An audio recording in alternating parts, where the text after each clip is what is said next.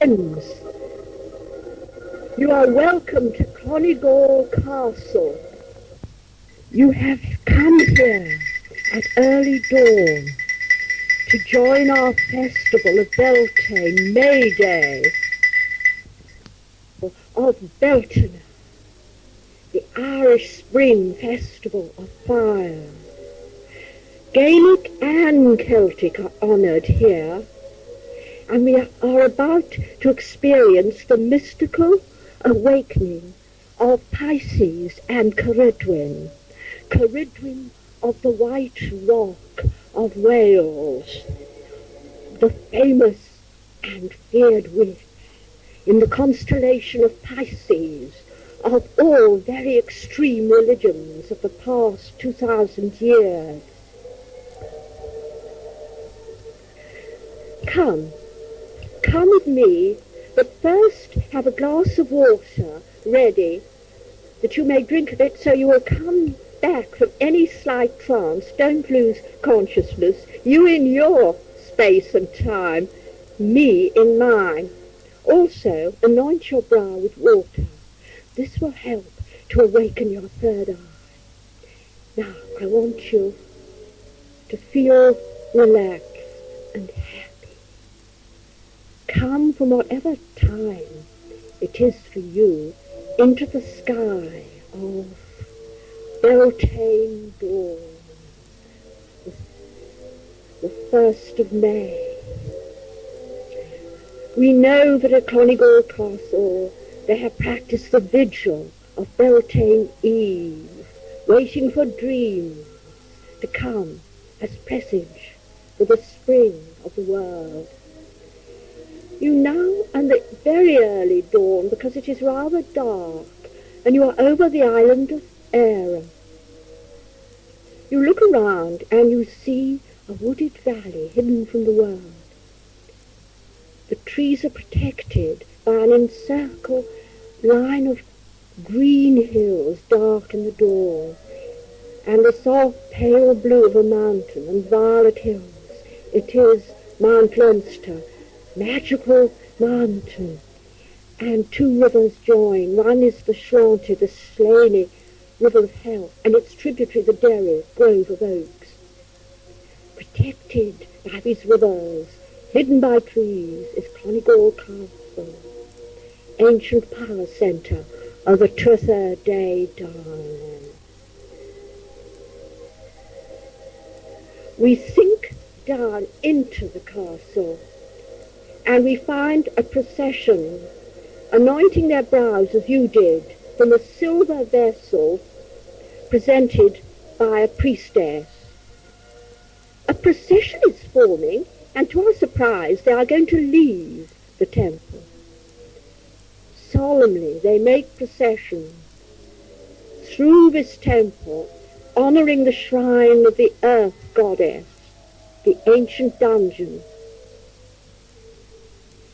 Now they pass the chapel of Caridwen, a white statue life-size, made of white rock to represent the goddess, and a giant cauldron full of herbs.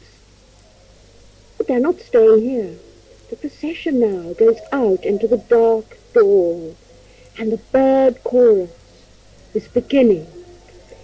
We gaze at them now.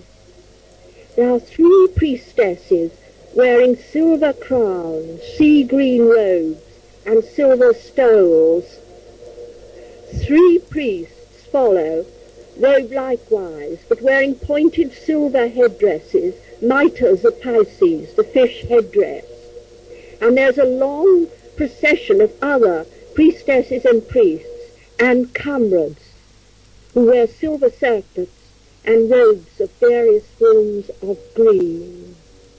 Where are they going? They are moving to the rising sun, as did our ancestors thousands of years ago in this holy place. They pass by an avenue of lime trees, and they walk instead, they encircle until they reach a long dark line of yew trees, 600 years old.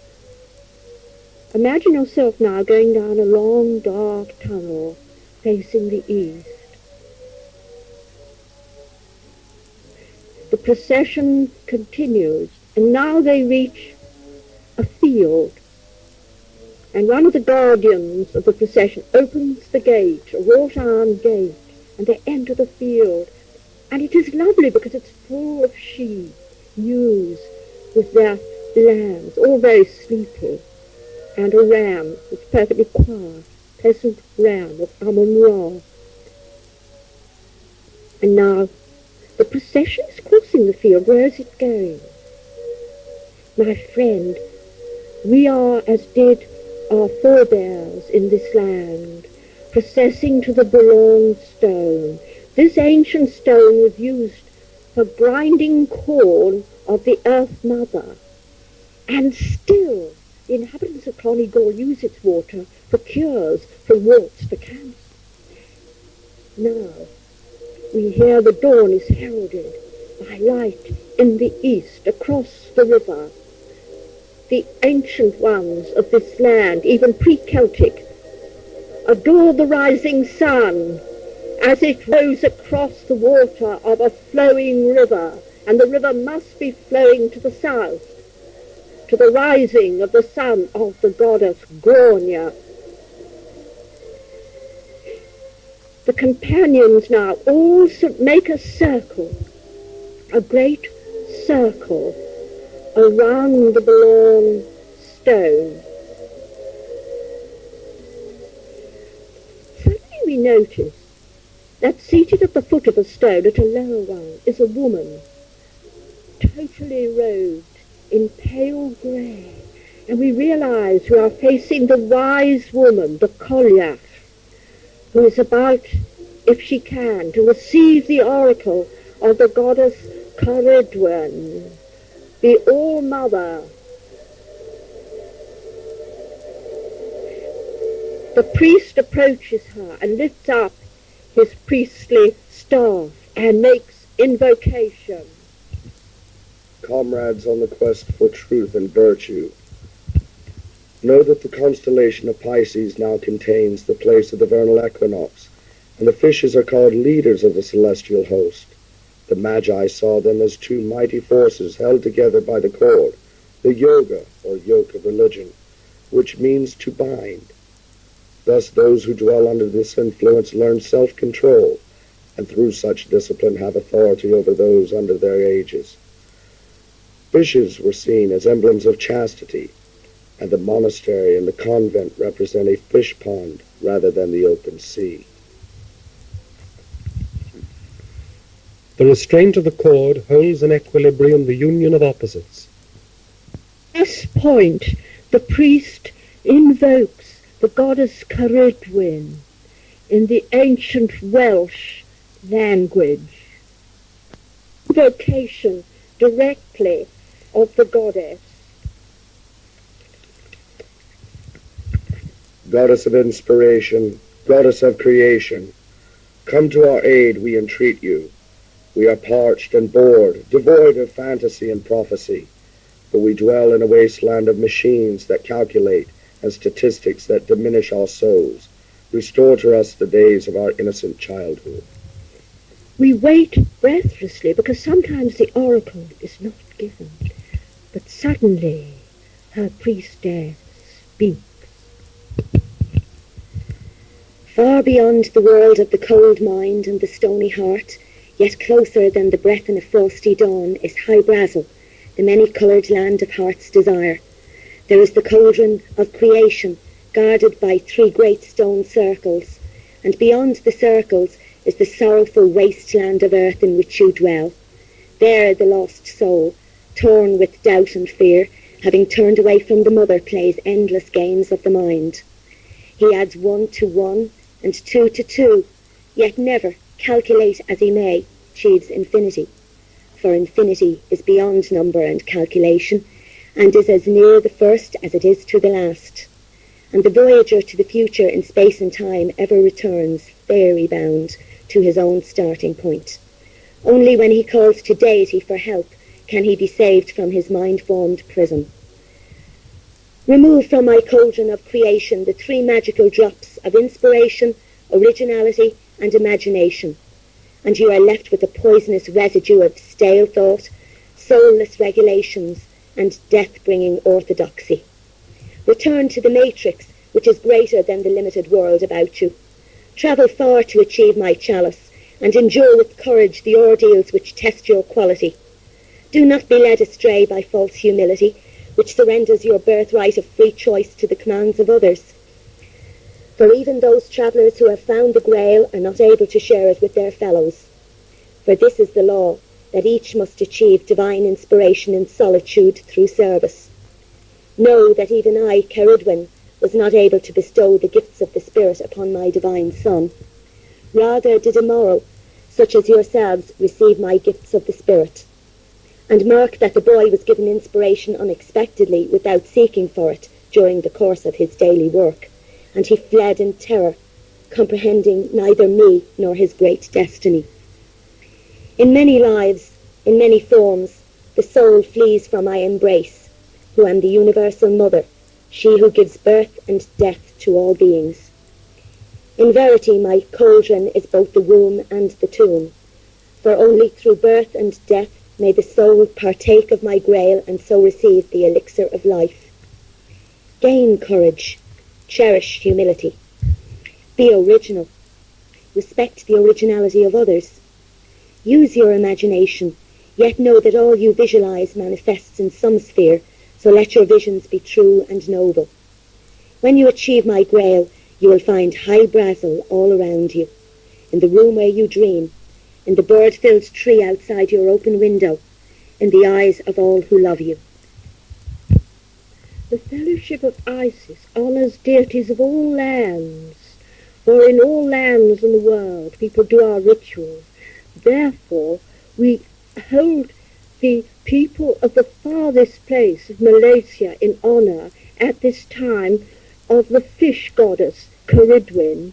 We have already invoked the 2 fish goddesses who saved the god Opokuninusi of Japan. We are now in spiritual attunement with our 2 Isiums in Japan, as the first priestess tells us how they unite with our beloved Caridwen. I offer incense to the cockleshell goddess Kiza Gapi Pime and to the fish goddess Umugi Pime, who are still worshipped in the Pacific Islands. Know that when the god Opokuninusi was killed by the 80 deities, this was done that he might be put to many grievous tests. They killed him with a burning rock rolled down a mountain, but the goddess Kiza Gapi Pime shaved her cockleshell, and the goddess Umugi Pime added water to the shavings, and rubbed this upon him as mother's milk. So he was resurrected in the form of a beautiful young man. Then the 80 deities put him to more trials. They cut down a large tree and put him inside, and so was he crushed to death. Then his mother found him, bent the tree, and revived him. She sent him to the land of Ki. The 80 deities gave him his final ordeal. They were fixing their arrows, but he slipped through the fork of a tree and was saved. He then resumed his godhead. So are the gods put to trial and are transformed into mortal men, that all may endure ordeal. But also are mortal men transformed into gods, as was the case of Taliessin, of the shining brow, who gained immortality through the goddess Caridwen. Let Caridwen be invoked. Incense has been offered to the deities of Japan, and now the second priestess, her silver crown shining, offers incense. I offer incense to the goddess of Caridwen. Know that Caridwen dwelt below the lake Tegid with her 2 children, the most beautiful god in the world, Quodi, and the ugliest god in all the world, Avagdu. To compensate for Avagdu's hideous appearance, his divine mother resolved to make him a sage. So, according to the magical art of the books of fairy lit, she boiled a cauldron of inspiration and science for Avagdu, that his reception might be honourable, because of his knowledge of the mysteries of the future. The cauldron might not cease for boiling for a year and a day, and only in 3 drops of it were to be found the magical grace of the brew. The cauldron was protected by 3 mighty stone circles. Now the priestess turns to the second priest, who now stands forward, holding aloft his magical staff. Let us honour Taliessin of the shining brow and learn how he won his immortality. Caridwen put a mortal boy, Gwion Bach, to stir the cauldron, and a blind man, Morda, to keep the fire going. And she made magical incantations over the brew.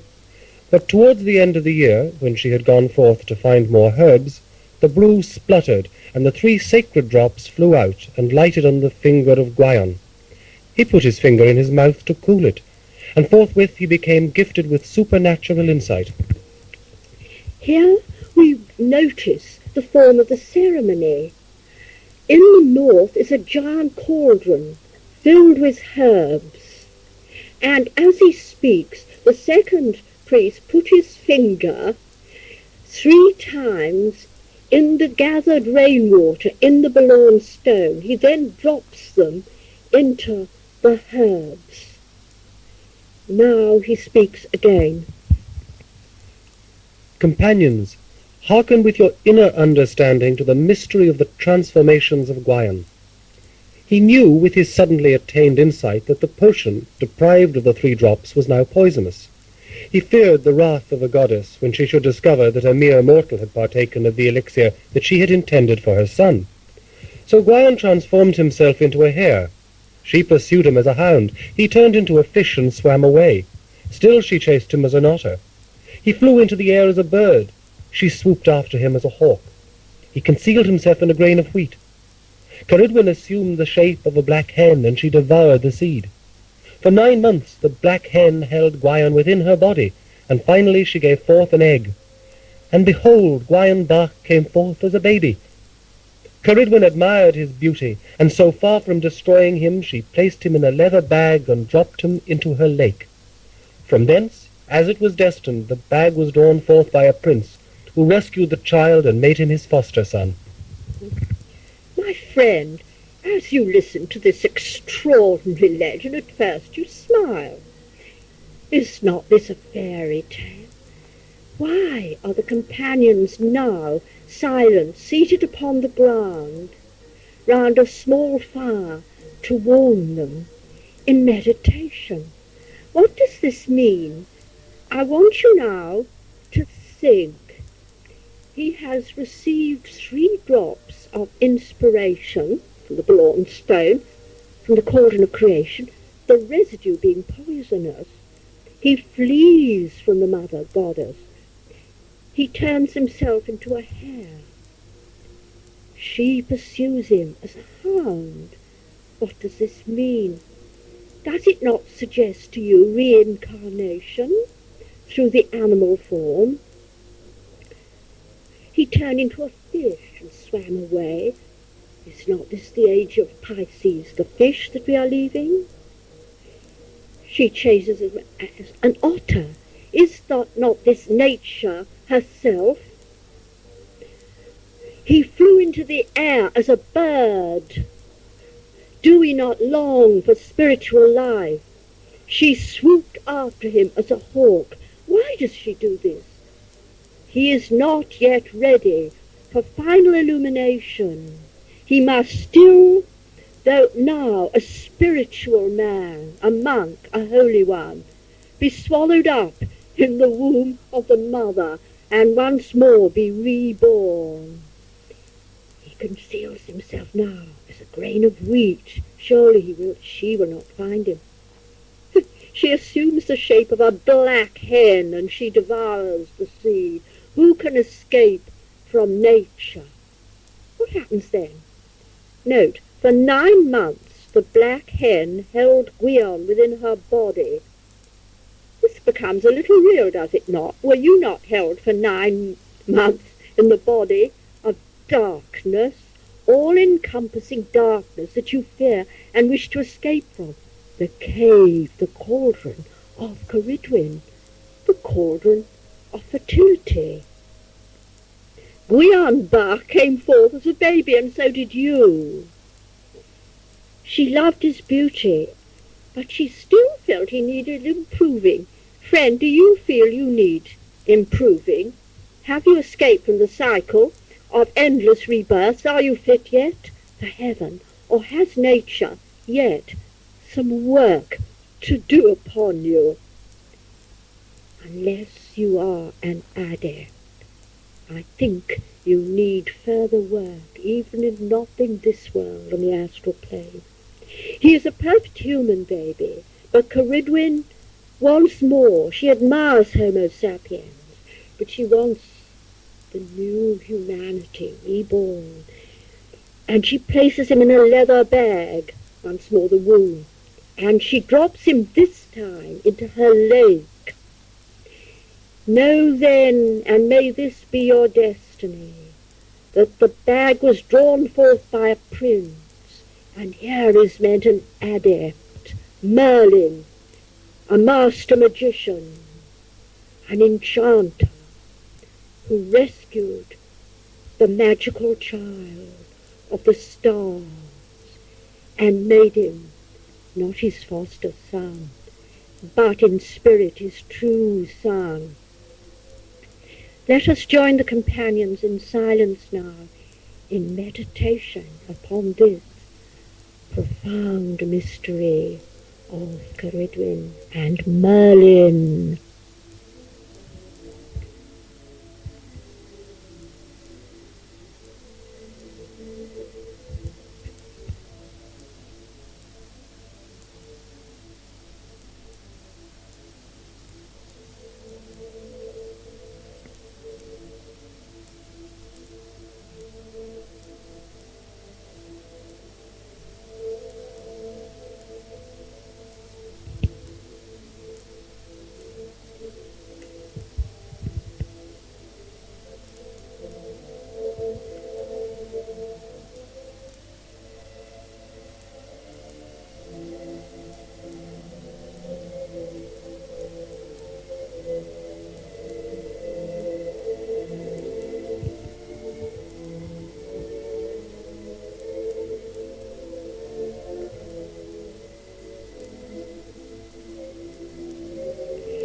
Do you not realize you are that baby, even if you are old in years? And perhaps in your life you have reached that moment when you choose to take that one big step forward into rebirth, to join the new humanity. Then you will have the choice either to work for the good in the inner spheres of being, of wondrous beauty, or, as do the bodhisattvas, the saints, return to earthly incarnation of your own will to help the divine plan of the Mother Goddess. I want you now to meditate. Don't rush. People who rush into premature rebirth are often, alas, stillborn. Meditate. Are you ready for a further step? For believe me, if in your soul you are, it is the goddess who chooses.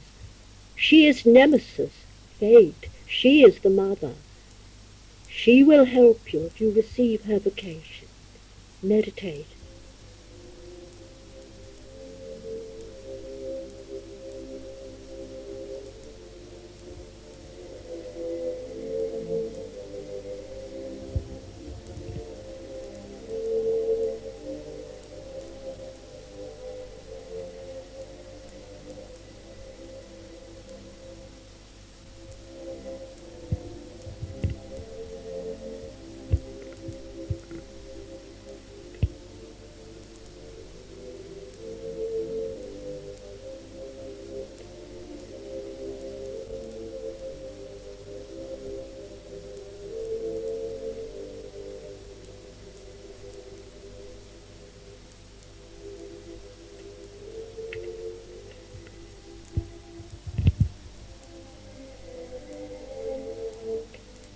Hear now what befell the wondrous child born from the lake.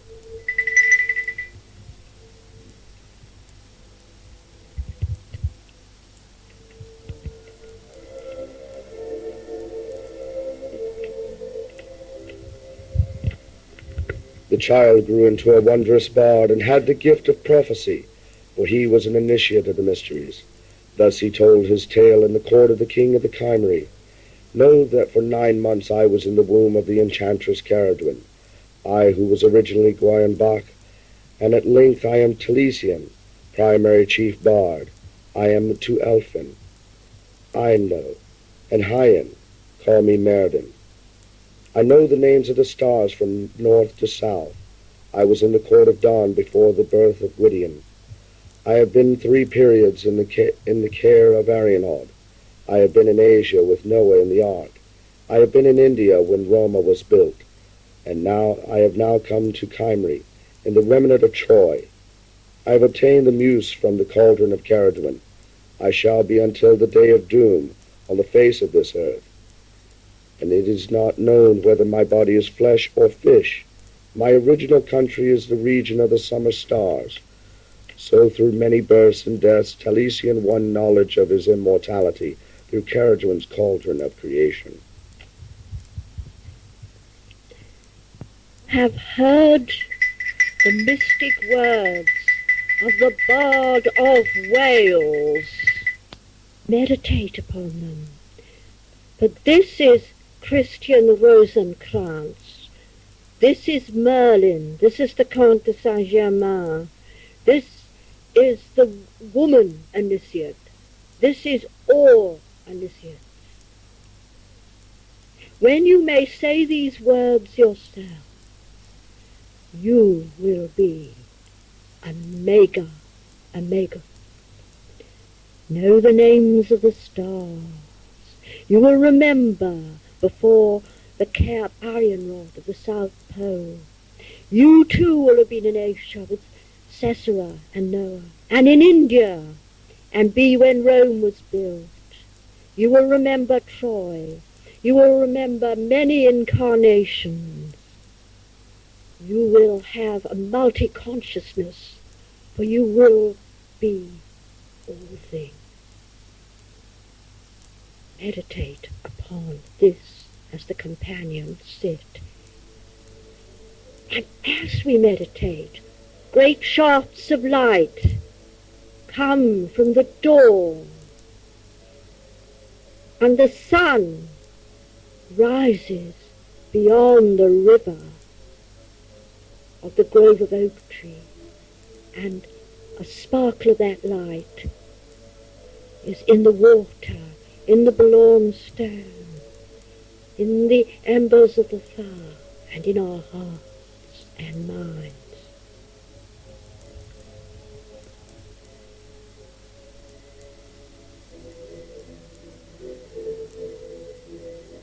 Realize what it would be like to remember, not remember, to be your other lives.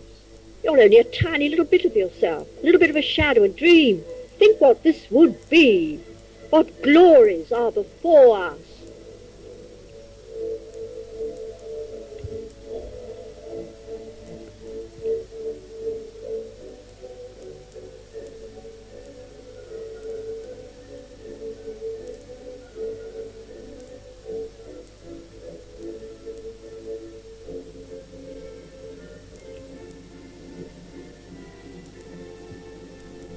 Now the whole company approach the Boulogne stone, and each puts 3 fingers in it and anoints the brow and sprinkles some on the little fire.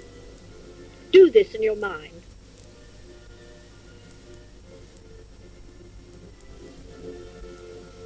Fire and water are one.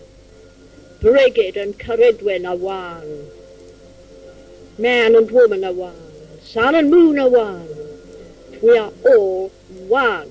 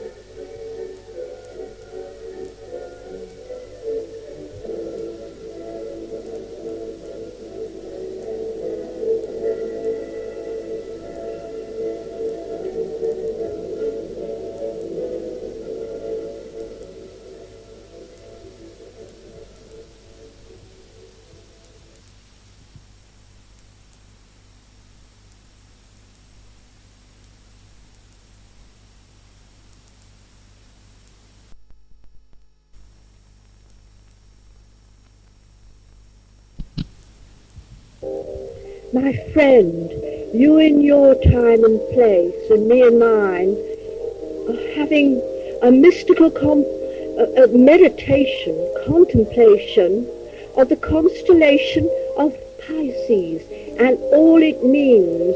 It's a water sign, you know, dual, connected with fishes.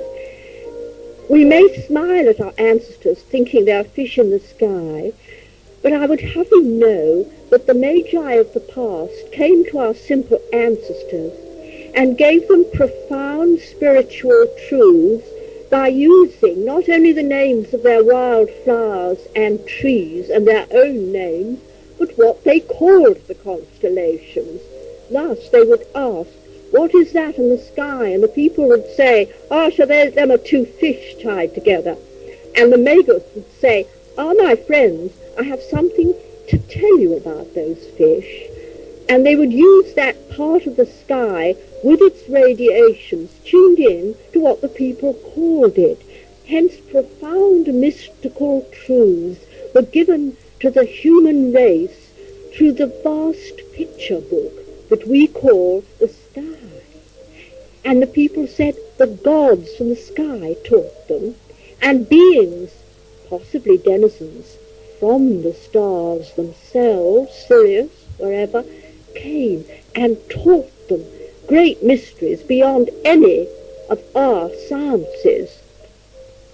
Therefore, in this ceremony, the companions are making a magical tie with the Celtic religion of Caridwen and the religion of all who love the Pisces, because they all are united right through the world. How did this happen? They all associate Pisces with fish, a particular time of the year, not at Beltane, but earlier in February. But also at this time, because the planets now are in the constellation at this particular Beltane, the planet Neptune. Therefore we celebrate this. Now, the second priest draws our attention in our magical Celtic knot to another and different ancient civilization. In ancient times, the constellation of Pisces was seen as a mighty goddess with the tail of a fish, worshipped as Artagatis in Syria, Parthia, Rome, the Danube lands, and in England. May the goddess Artagatis be invoked, and the fish-tailed god Dagon of the Philistines. I offer incense to Artagatis, the Osiris, goddess of generation, known as the all-creative, Ain, holy goddess of the chalice, honoured as the mighty, the divine Artagatis, and her temples, in those lands who believe that all life springs from the sea. In her temple, ornated with fish ponds, love and joy prevailed until license diminished, and virtue of her holy followers. Yet wherever innocence, love and creativity abound, and river and lake and sea cleanse the dry land, the creative life of Artagatis flows forth. For from her we all proceed, and to her, as streams flow into the sea, do we all return to our ocean of ever-renewing life. The priestess now offers incense. Another priestess now steps forward. I invoke the god Dagon, the Ancient of Days. Over the Piscean age rules the Fisher King, Lord of cycles, keeper of the mysteries, and his secret so closely guarded is in the depths within the matrix of his divine mother. The hair of Dagon is as white as snow, and his eyes are as pure and cold as the winter sky. The corona borealis is his mantle, forming his penumbra. His fish's tail coils about the pole star, which is within the silver care of Anri Amrod of the silver wheel. No mortal man may reach the siren beauty of the goddess, save through his ordeals. Below the sea that consumed Atlantis he reigneth, seated upon the rock of ages. He bears the trident of past, present and future knowledge. Under his rule are all mitred prelates and monks and nuns who prepare to penetrate the silver lake, which is the veil of Artigatus. It is here now that the procession begins to form in down the field, past all the sheep, to the river Derry, nearer still to the risen sun. And they cross now by a small bridge into the wilderness. And as the village people slowly begin to awaken, they do not see the procession because it is now hidden by great trees, oak trees, beeches. They approach the river and stand upon the sandy river shore, and they can still see the sun through trees. The invocation of these deities brings dreamful trance. It is in the depths that we find our true selves. May we, like Gwayan, taste of the divine inspiration of the goddess, that so we may choose to be reborn of her. As a lake reflects the sky, so do solemn ceremonies show forth the concealed truth, which is not comprehended by the questing mind, but rather by the dreaming soul. Let us form the circle of Pisces around the cauldron of Caridwen.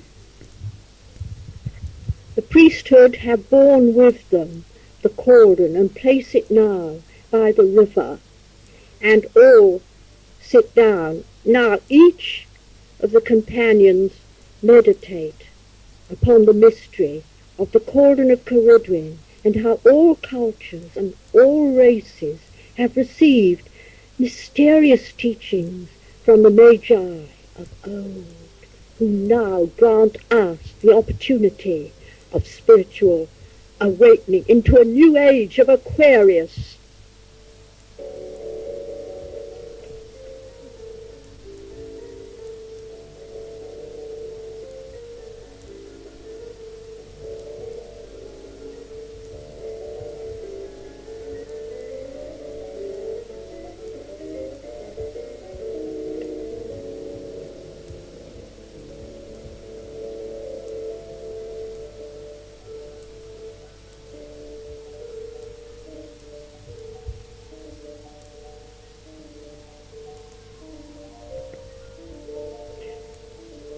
The first priestess now solemnly approaches the river,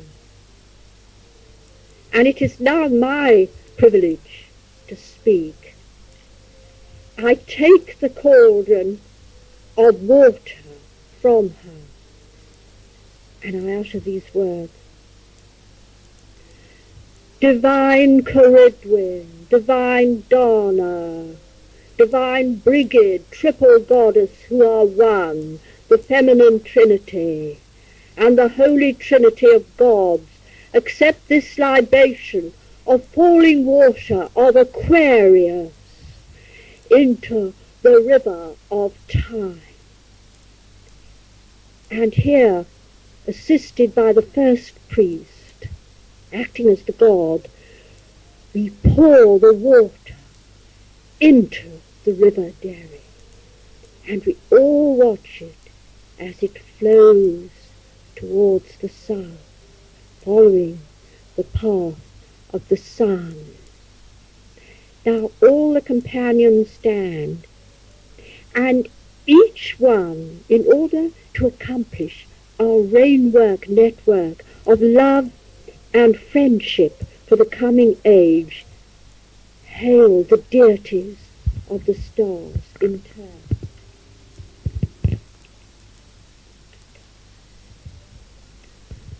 I hail the guardians of the double star Wei Ping, the rolled screen. Let the screen be rolled back that we may understand the mysteries of Pisces. I hail the guardians of the double star Kilit Nunu, the dwelling of the fish. May we find our true home. I hail the guardians of the double of the star Torcula, the thread. May we bind ourselves to obey the divine will. Among the stars of the constellation of Pisces, I hail the guardians of Yunyu, cloud and rain. May poetic inspiration be bestowed. I hail the guardians of Sol Centralis, known by the Magi as the central sun of the universe.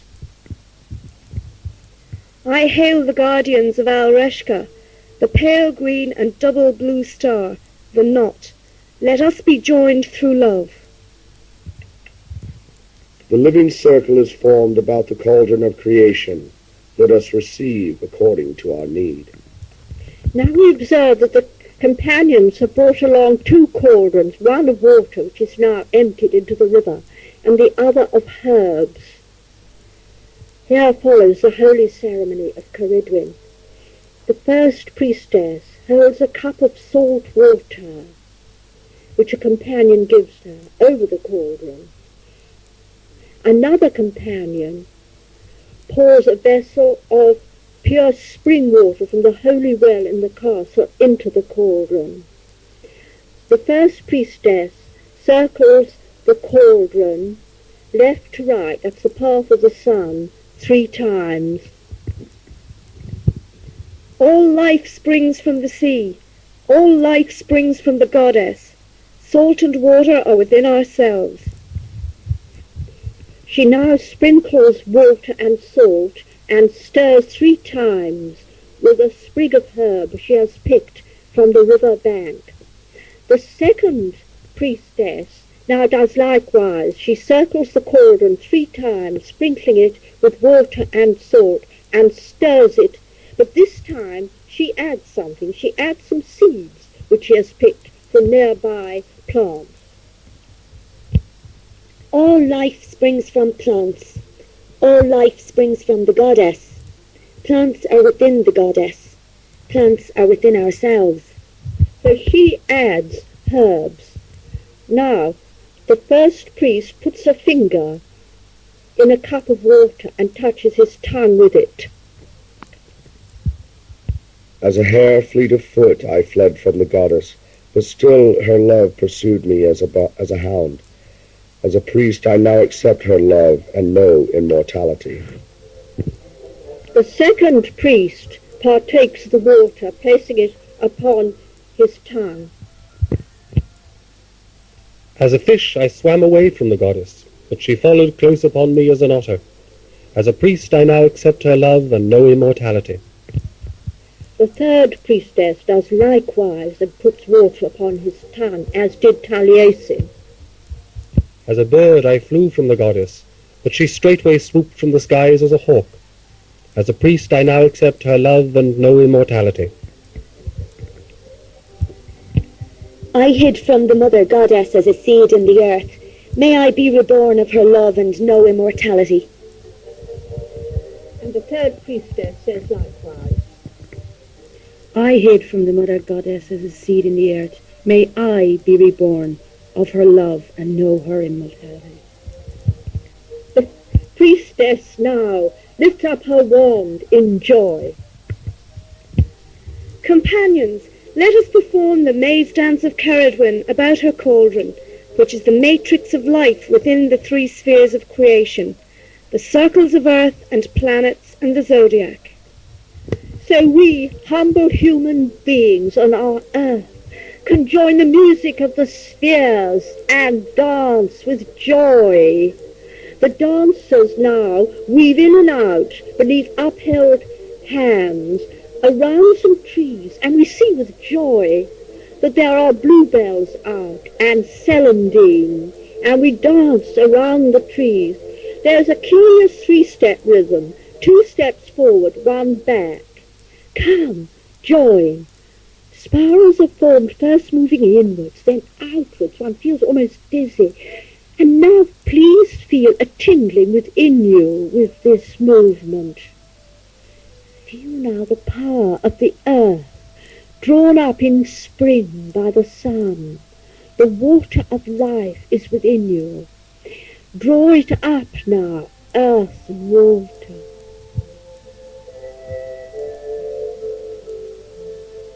This dance is no ordinary dancing.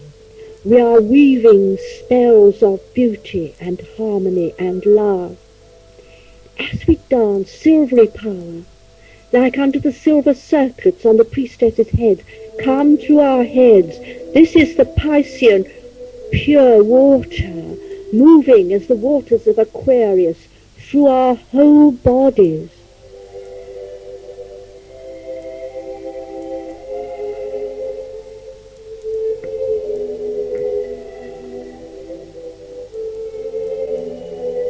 First you feel this tingling power as you dance, men and women together, around these lovely trees.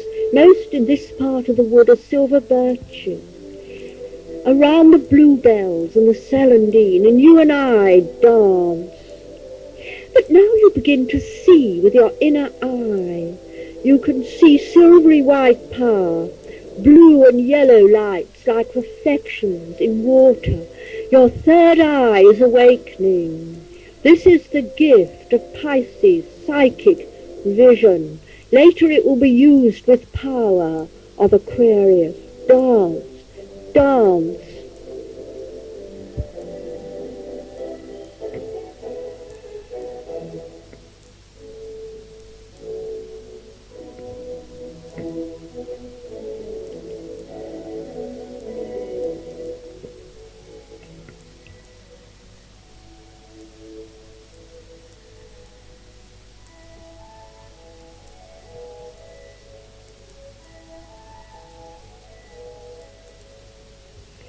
Have you not neglected movement? Can't you dance by yourself sometimes to a transistor? Dance, dance. This circulates the power through you.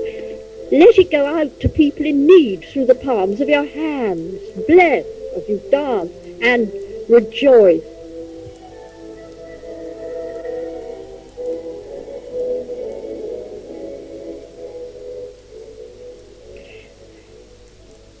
Now, I declare the intention of the dance. Companions now and in the future will hear us.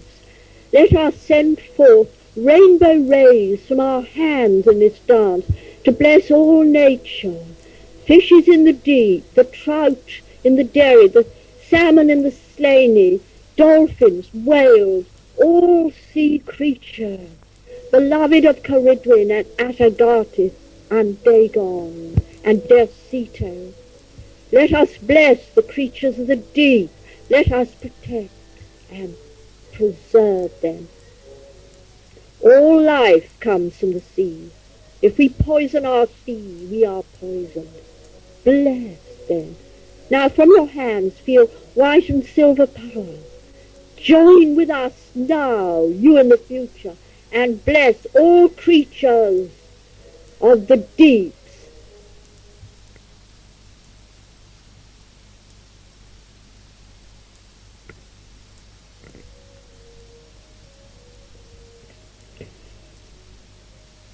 We now gently stop our dance and seat ourselves in our hearts, giving thanks that though our prayers are small, they are amplified by the goddess to encircle the whole earth through the power of planets and stars, especially of the stars of Pisces. Now the first priestess produces a scroll, which is a star map of Pisces. Companions, let us contemplate the constellation of Pisces. We see the pale form of the fishes, the northwestern fish's tail near Aries, holding the place of the spring equinox. Above shines Andromeda and her mother Cassiopeia. Flying near the eastern fish is the glorious winged horse Pegasus. Below Pegasus, replenishing the sea of heaven, is Aquarius, and below the fishes is Cetus the whale. When Dione with her son Cupid fled from Cetus, the goddess was rescued by the Piscean fishes, who carried her and Cupid to safety on their backs. For Venus is exalted in Pisces, and none may harm her who rules the starry sea. Behold the river Fluvius Eridanus flowing below Cetus, and to the east of the fishes rises the white bull of the sea, Taurus. Know that the constellation of Pisces brings dreams and fantasies and the sound of distant bells of forgotten lands below the sea. Let us surrender to the tideless sea and allow our souls to float at ease in contemplation of the mystery of Pisces and Caridwen. And we now meditate upon the mystery of Caridwen and Pisces.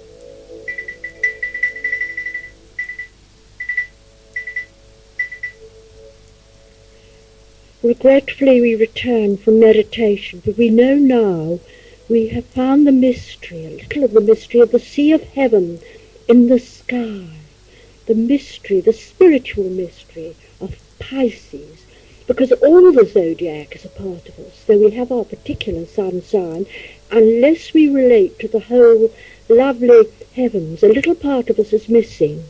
But know also that if we turn away from the goddess, her lovely starry body has lost something. Without each one of us, each creature, the universe is incomplete. A mother wants all her children. Now we begin to feel rather dreamy. As it's strange, but as the sun rises, you and I become rather like ghosts. You in your time, and me in dual consciousness, partly with you, my dear friend, in the future, and partly with my friends, by the river bank. As the sun strengthens, the psychic realm becomes weaker, for the goddess rules by night, and the god of activity rules by day. So we watch now as the deities are thanked. The priest gives thanks to the goddess Caridwen. Let us give thanks to Kisagapi Pime, the Mugi Pime, Caridwen and Taliessin, Atagartus and Dagon. And the first priestess gives thanks to the goddesses of Era, Dana, Tuthade Danan, who have permitted us to use their Belorn stone and their holy place. I give thanks to the goddess Dana and all the goddesses of Erin for joining us today in our celebration. And the priestess is giving thanks to the goddess Brigid that we've been able to use her water. I give thanks to the Celtic goddess Brigid May her light and blessings shine upon us today and always. And the priestess gives thanks to Derceto, the mermaid goddesses, with a very practical wish that we may save fish, whales, dolphins, all. I give thanks to Dercetus, and I ask her to be with us always and protect our life in the waters, for it is through the waters that we find life. And the priest gives thanks to the god, the Ancient of Days, for the wisdom granted to those who seek. I give thanks to the ancient God, the Ancient of Days, for all those who seek wisdom and knowledge and understanding and enlightenment. We now slightly rise like spirits, like the mist that is arriving, as we watch the procession wind its way back to the Balorn stone, and we are floating above them. I wonder if any people in the village will think we're ghosts. Perhaps they will. They're psychic. And the procession passes the Balorn stone and goes the other way now, down the walk towards the south, because the sun is rising and they work, they have jobs, they live ordinary lives. This is strengthening them as it strengthens you, who feel so well, so tingling. Now the procession returns to the temple of Isis, but why are you following them? You have another home, another time and place. Rise with me now above the ancient castle. We look down upon the stone and we see an aura of light around it, and round the whole castle where the ritual has taken place, rainbow rays extend, especially blessing the river which is going to the south. We bless the Atlantic Ocean, the Pacific. Let us be brave. Let us help all oceans.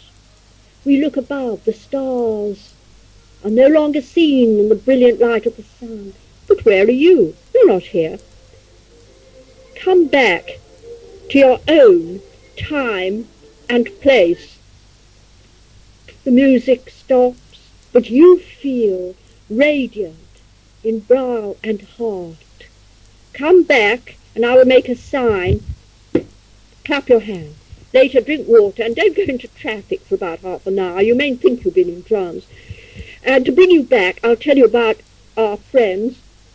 We have here the Reverend Sandra Ramdani, the famous tarot reader and occultist, and the lady who gave the oracle, the Reverend Geraldine Conroy, who is a long-standing priestess of our Fellowship of Isis. And if ever you want help, just write to us.